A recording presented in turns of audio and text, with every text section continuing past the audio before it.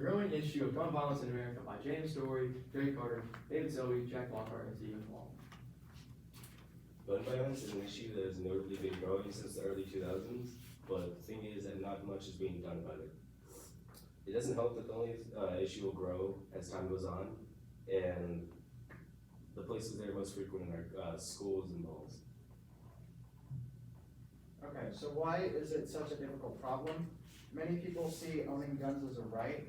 The Second Amendment is taken very seriously by some people and is taken less seriously by others. And those other people that take it less seriously are generally the ones that are more afraid of one of these incidents happening to them.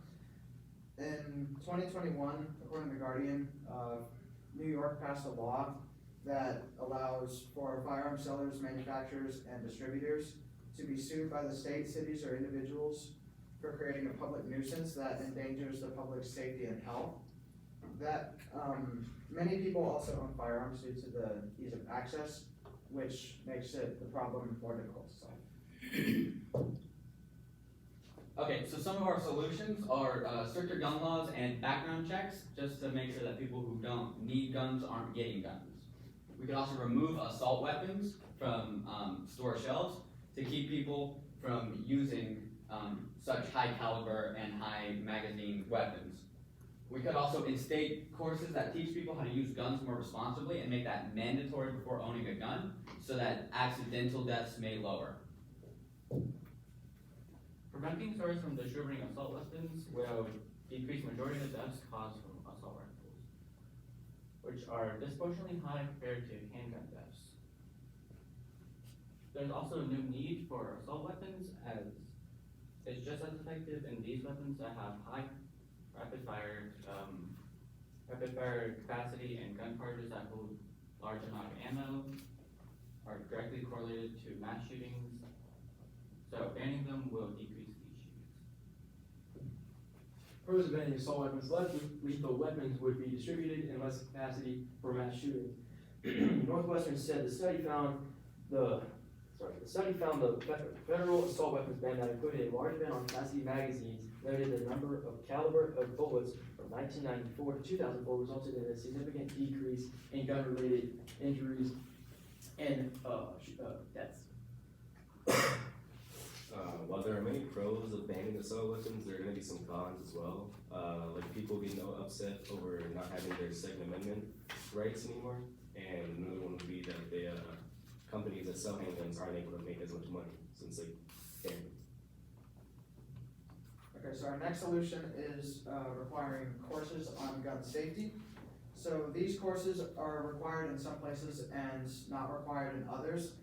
The California Department of Justice states that firearm safety is the law in California, and every firearm owner should understand and follow firearm safety practices.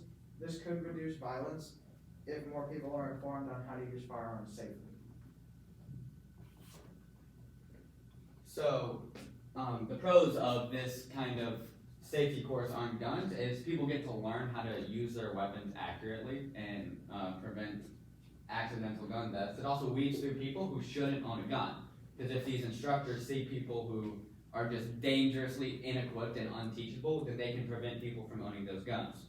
And according to the American Gun Association, which is really instrumental behind the thought process of banning guns and trying to prevent gun violence, said that if you haven't had much experience with guns, a gun safety course can show you the ropes and make sure that you use your weapons responsibly. This will ensure that people who get killed accidentally, that will lower, and we will not have as many people getting accidentally killed. With the majority of the gun owners that have already done gun training, it will not cover most of the major safety flaws. And many gun courses are expensive and will take up large portions of your time. Also, they don't even cover the damages or the potential crime that guns are involved in. And not all states might agree with passing the law of safety courses, and some gun owners might value their guns more than others. So, Stricter gun laws and background checks. Background screening and background checks are a deeper dive into the history of a candidate a third-party resource that can go into their public records, academic records, and like criminal records.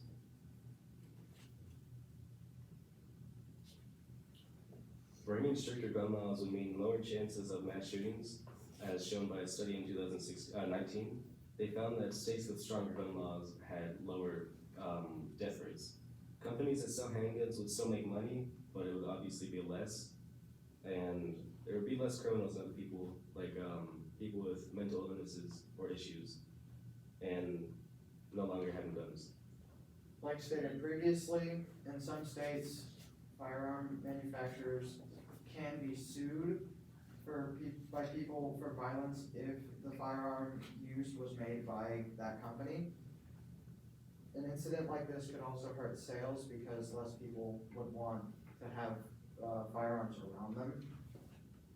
And people would also fight over what is or is not constitutional regarding the Second Amendment due to differing takes on what, like how strict or how lenient the writers of the Constitution or the Bill of Rights were with that.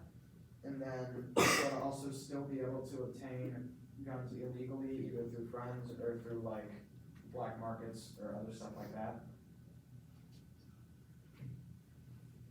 Okay, so the implications if we do solve this problem is that people will be significantly safer going about their daily lives. They won't have to worry as much about getting shot at their school or their grocery store or their mall, because that shouldn't be a problem that one has to worry about. Another really big pro of that solution that we were talking about, and why it would be great if we solve it, is that gun companies will continue to make money.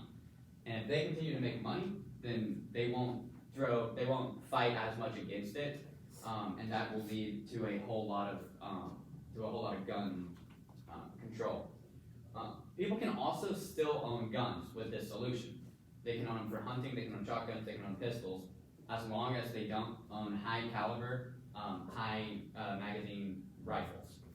So they are still able to use guns to defend themselves should they need to, and if they want to go hunting in certain areas, then they are still allowed to do that, and they're still able to obtain those guns.